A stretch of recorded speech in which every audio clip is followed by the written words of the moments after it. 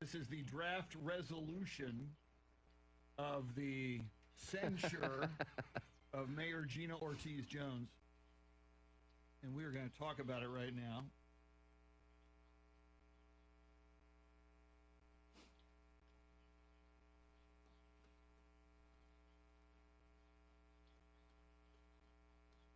Gosh, I keep dropping things. I know what's up with that, dude. Chris has got a case of the drops. Sure do. What am I, a receiver for the Cowboys?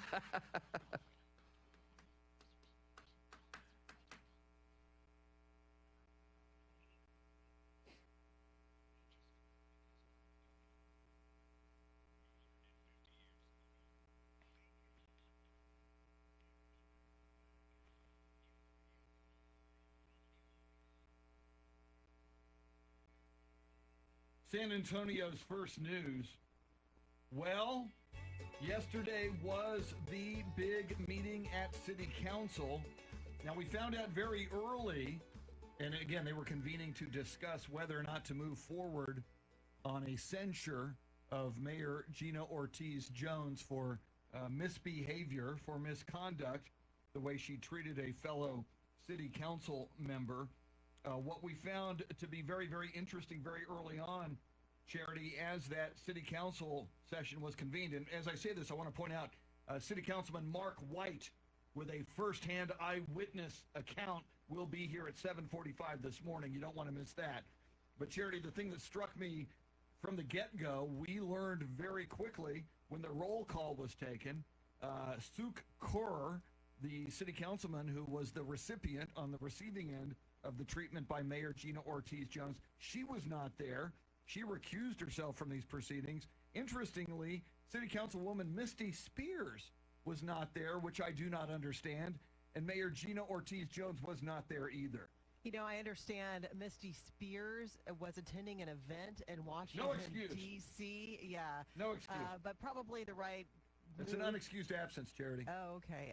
It's probably the right move for Councilwoman Kaur to recuse herself, so it doesn't look like she's pressuring fellow council members to go one way or the other on this. But what's fascinating to me is what this resolution is calling for in terms of, I guess, a quote-unquote punishment for the mayor. Yeah, I mean, it's astounding that she'll have to go through training for civility, to address civility, de-escalation of conflict resolution, and effective workplace interactions, which in layman's terms means she does not work and play well with others. Which is amazing to me, Charity, because here she was, an Air Force officer. She became, all the training, and by the way, your dad was an Air Force officer, so you know this very well. All of the training and leadership training that goes into that. And then she was the Undersecretary of the Air Force. And we are now at a junction in her life where her colleagues, the San Antonio City Council, is mandating, if this censure passes, that she go to mandatory leadership training to learn how to better coexist with colleagues. And I imagine the mayor is not going to take this well if she is indeed censured and forced to do these things outlined in this censure resolution. In fact, she went on Texas Public Radio and admitted to using an F-bomb at Councilwoman Sukh Kaur, but she also said that she raised her voice and pointing to locations during the incident, but specifically said, I in no way personally berated Kaur. I did not use derogatory language. I did not do those things. So she is clearly still remaining defiant. Well, as you would expect from what we know of this mayor, she's going to remain defiant the entire time.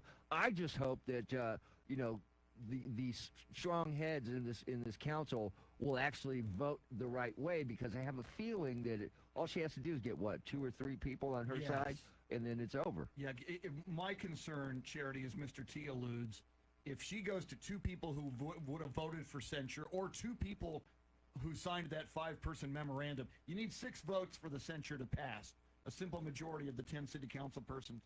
If she can get 2 who were going to vote for it or who signed that memo to flip, if she could go to them and say, hey, I promise you, if you don't vote to censure me, I will make this up to you. I will side with you on your next 1 or 2 pet projects. You've got me. I'll have your back no matter what. I gotta believe she's doing some serious backroom politicking right now. Wow. Well, if the mayor was in recall petition danger before, I imagine if that comes to light that she in fact does that and the censure does not end up taking place, I think that's going to hard launch calls for a recall election for the mayor. I agree, Charity. If they do not censure her and she does do these backroom deals and word gets out that she did that, maybe somebody will step up and start that recall petition, because it doesn't take that much, Chris. It takes 10% of the number of people who voted in the June election to elect Mayor Gina Ortiz Jones. Got to be registered voters, got to be verified signatures. We've looked into this, Mr. Yes. T. It's somewhere a little above 14,000 Yes. signatures. Is that Yes. correct? So a night at a Spurs game in the parking lot would probably do it. Yes, yes.